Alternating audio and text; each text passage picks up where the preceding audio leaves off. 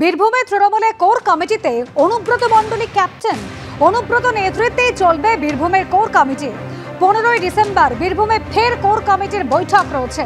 অভিষেক বন্দ্যোপাধ্যায়ের বার্তার পর এক টেবিলে কেষ্ট কাজল। কাটবে কি জট? কোর কমিটির চেয়ারম্যান কেষ্ট আর উল্টো সুর কাজলের।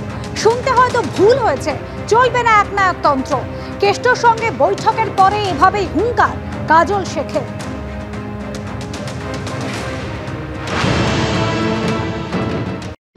আজকে কোর কমিটির বৈঠক শেষে বলা হলো অনুব্রত মণ্ডল চেয়ারপারসন হয়েছে, কি বলবেন বিষয়টা? এটা হয়তো আমাদের শুনতে ভুল হয়েছে, বা যিনি বলেছেন তিনি হয়তো ভুলবশত বলেছেন। কোর কমিটির আহ্বায়ক হিসাবে আমাদের বিকাশ রায়চৌধুরী মহাশয়, আমাদের দলনেত্রী মমতা বন্দ্যোপাধ্যায়ের নির্দেশে তিনি ছিলেন, তিনি আছেন, তিনিই থাকবেন। কোর কমিটি 6 সদস্যের ছিল, সেটাকে একটা বাড়িয়ে 7 সদস্যের করা হলো। অনুব্রত মণ্ডল মহাশয় আমাদের অভিভাবক, তিনি কোর কমিটির মধ্যে অন্তর্ভুক্ত হলেন। বীরভূম জেলা বিগত দিনে যেভাবে চলছিল, দলনেত্রীর নির্দেশে বীরভূম জেলার 11টা বিধানসভা বিভিন্নভাবে বিভিন্ন জায়গায় দলনেত্রী মমতা বন্দ্যোপাধ্যায় যেভাবে ভাগ করে দিয়েছিলেন, সেইভাবেই বীরভূম জেলা চলবে। প্রত্যেকটি কোর কমিটি মিটিংয়ে আমাদের অভিভাবক কেষ্টমণ্ডল থাকবেন, তাকেও ডাকা হবে, তিনিও আমাদেরকে পরামর্শ দেবেন। সিদ্ধান্ত কি উনি দেবেন না? সিদ্ধান্ত কোর কমিটি যে সিদ্ধান্ত নেবে সেই সিদ্ধান্তটাই চূড়ান্ত হবে। এককভাবে একনায়কতান্ত্রিকভাবে কোনো সিদ্ধান্তই কার্যকরী হবে না। সার্বিকভাবে 7 জন বসে যে সিদ্ধান্ত নেওয়া হবে সেটাই সঠিক সিদ্ধান্ত হবে। ও তো চেয়ারম্যান হিসেবেই, দায়িত্বশীল মানুষ হিসেবেই তো আছে আজকে, সুতরাং এটা নতুন করে তো আর বলার কিছু নেই।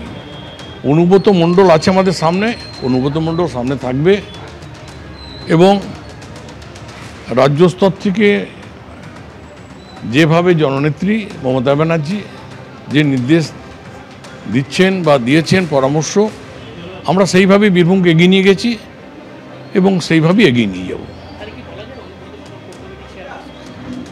ও তো আছে, এবার তো মিটিংয়ে তিনি ছিলেন, তিনি তো মিটিংয়ের মধ্যমণি হিসেবেই কাজ করেছেন। সুতরাং এখানে তো নতুন করে বলার কিছু নেই ভাই। হ্যাঁ, আলোচনা, সাংগঠনিক আলোচনা হয়েছে। হ্যাঁ, কোনো জায়গায় কোনো দ্বন্দ্ব নেই, কোনো জায়গায় কোনো মনোমালিন্য নেই। একটাই জায়গা, ছাতা একটাই, মমতা ব্যানার্জি, অভিষেক ব্যানার্জি। আর জেলায় আমরা সবাই অনুব্রত মণ্ডলকে আমরা শ্রদ্ধা করি, তার প্রতি আমাদের আনুগত্য আছে, তাকে সামনে রেখে আমরা চলব।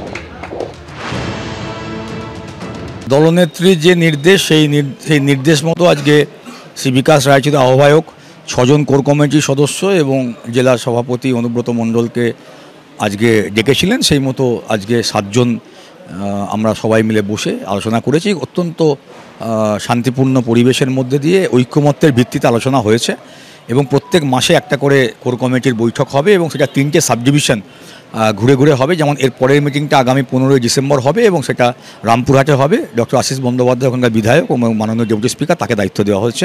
তারপরে মিটিংটা আবার হবে সিউড়িতে এবং যদি এই 1 মাসের ভেতরে কোনো ইমার্জেন্সি বিষয় থাকে তাহলে যে কোনো সময় আহ্বায়ক মিটিং ডাকতে পারে। আর দলের সমস্ত বিষয় যদি কোনো আলোচনার বিষয় থাকে সেটা কোর কমিটিতে আলোচনা করে সেখানে সিদ্ধান্ত গ্রহণ করা হবে।